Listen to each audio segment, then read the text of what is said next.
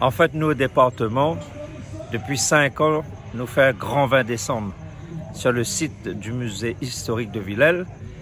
Nous accueillons plusieurs personnalités, dont M. Jean-Marc Ayrault, l'ancien Premier ministre de la France, qui est aujourd'hui président de la Fondation pour l'esclavage. Et nous accueillons aussi des personnalités qui viennent d'Afrique du Sud et du Mozambique. Et bien évidemment, il y a les artistes de La Réunion, de Villèle et des villages environnants.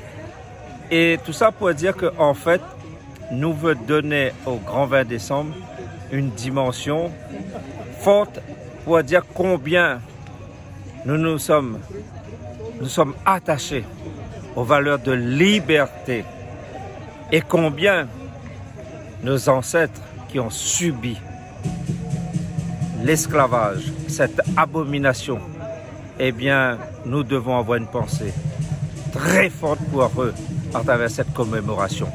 On était à l'intérieur de la chapelle pointue où nous avons enlevé les chaînes des statues des esclaves, les 3 esclaves qui se trouvent dans la chapelle pointue.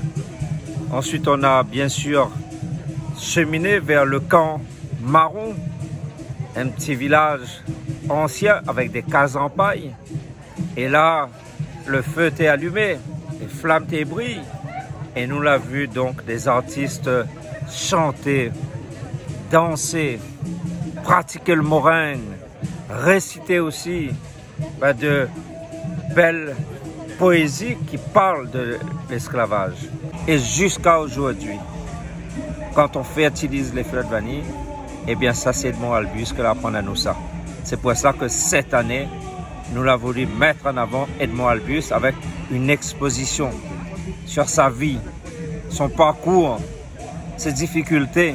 Ici sur le lieu même du musée, nous avons regardé un peu le début des travaux qui sont menés, des travaux de recherche archéologique, et on nous a expliqué bien évidemment que là même où ça on a des herbes qui poussent, eh bien en dessous il y a des pierres. Il y a des pierres très anciennes et c'est là que marchaient les maîtres, les esclaves. Eh bien nous voulons remettre tout ça en valeur, remettre tout ça au jour avec la rénovation du musée historique de Villèle. Non pas qu'on veuille toucher la partie historique, mais on veut faire redécouvrir une partie qui se trouve aujourd'hui cachée. Et donc, la cérémonie s'est terminée avec un dépôt de gerbes au mémorial, ici au musée de Villèle. Donc, bien sûr, il y a cette commémoration, très solennelle, disons-le.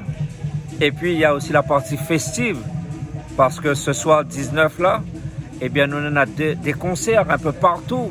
Nous entendons le son du Maloya. On aura aussi un groupe réunionnais qui va passer. On a un groupe malgache.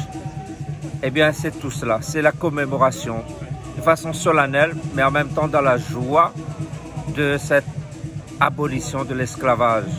Et je voudrais dire avant de terminer, bonne fête à vous toutes. Bonne fête CAF tout le monde. Bonne fête de la liberté à vous toutes.